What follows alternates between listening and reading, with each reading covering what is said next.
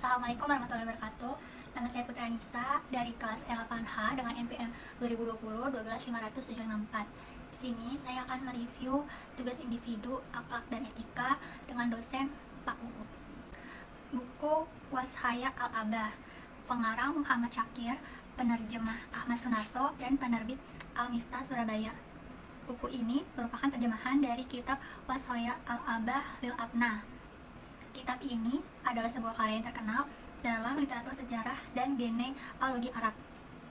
Buku ini secara khusus mengkaji silsilah dan genealogi suku-suku Arab dengan fokus asal-usul dan keturunan mereka dari generasi ke generasi.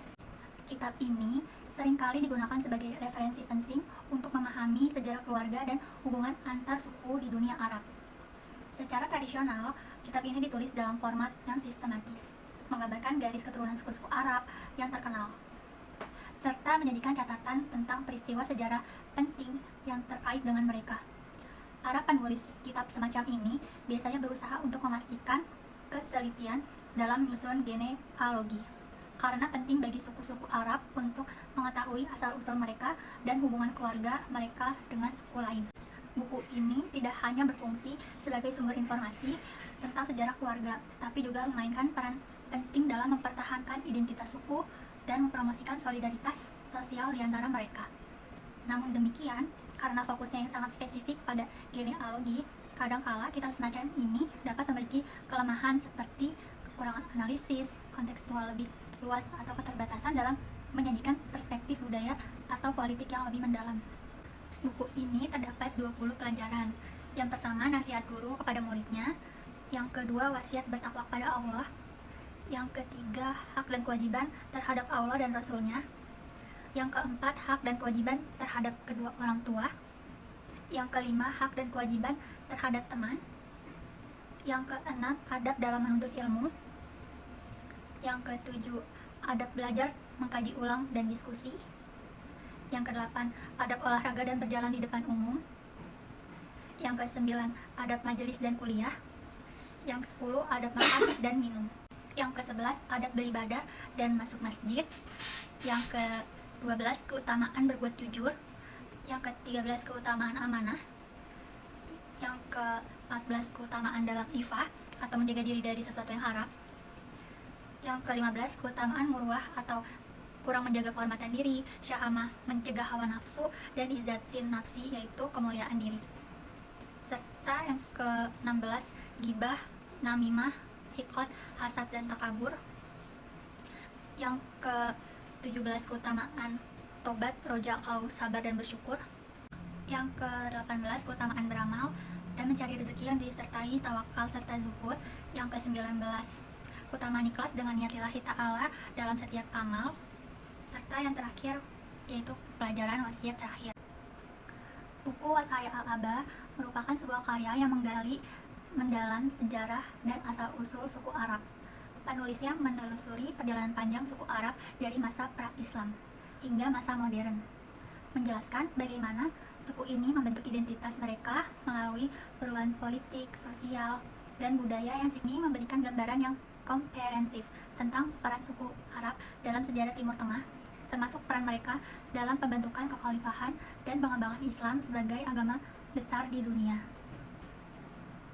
Salah satu poin penting dalam buku ini adalah penekanan pada kehidupan sosial dan struktur keluarga suku Arab yang membentuk dasar dari identitas mereka. Penulis juga menyoroti kontribusi suku Arab dalam bidang perdagangan, sastra, dan ilmu pengetahuan yang memperkaya peradaban dunia kuno dan mengubah dinamika politik di kawasan tersebut. Buku ini tidak hanya menghadirkan narasi sejarah yang mendalam, tetapi juga mengajak pembaca untuk memahami kompleksitas budaya Arab dari perspektif yang lebih luas, serta mempertimbangkan berbagai faktor yang mempengaruhi perkembangan mereka sepanjang sejarah. Secara keseluruhan, buku Washaya Al-Abah adalah sebuah sumber yang berharga bagi siapapun yang ingin memahami akar dan evolusi suku Arab dengan menyediakan analisis yang mendalam dan penuh dengan wawasan tentang peran mereka dalam sejarah Timur Tengah dan pengaruh global mereka. Buku ini memiliki beberapa kelebihan yang membuatnya menjadi sumber berharga dalam memahami sejarah dan warisan suku Arab. Pertama, buku ini seringkali menawarkan kedalaman sejarah yang mendalam. Penulisnya cenderung melakukan penelusuran yang komprehensif terhadap asal-usul suku Arab. mulai dari masa pra-Islam hingga periode modern. Hal ini memungkinkan pembaca untuk mendapatkan pemahaman yang lebih dalam tentang evolusi suku Arab dalam konteks politik, sosial, dan budaya yang lebih luas. Kedua, buku ini seringkali kaya akan informasi yang detail. Penulisnya biasanya mengumpulkan data dari berbagai sumber sejarah, termasuk catatan-catatan tradisional dan dokumen-dokumen arkeologis yang relevan. Dengan demikian, pembaca dapat mengakses informasi yang luas dan mendalam tentang kehidupan sehari-hari, struktur sosial, tradisi, dan nilai-nilai suku Arab yang membentuk identitas mereka. Ketiga, buku ini juga seringkali memberikan perspektif budaya yang kaya. Buku ini tidak hanya fokus pada urutan genealogi atau kronologi peristiwa, tetapi juga mencoba untuk menjelaskan konteks budaya di suku Arab yang berkembang.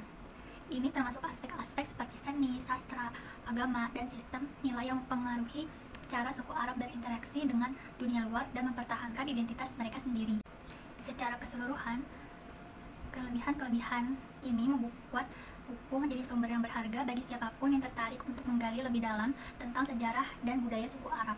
Dengan menyajikan informasi yang mendalam, kaya akan detail, dan berfokus pada konteks budaya.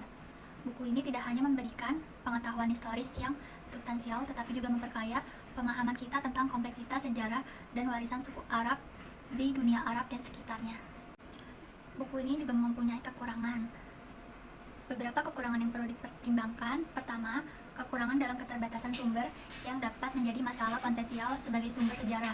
Buku ini mungkin bergantung pada sumber-sumber tertentu yang mungkin tidak lengkap atau mungkin memiliki sudut pandang yang terbatas.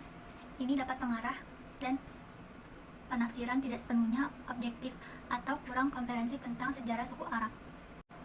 Kedua, buku ini mungkin juga memiliki kecenderungan untuk tidak memberikan analisis kritis yang memadai terhadap sumber-sumber yang digunakan. Kekurangan ini dapat mempengaruhi akurasi dan keobjektifan informasi yang disajikan kepada pembaca. Sebuah karya sejarah yang baik seharusnya mampu menghadirkan berbagai interpretasi sejarah dan mempertimbangkan berbagai sudut pandang.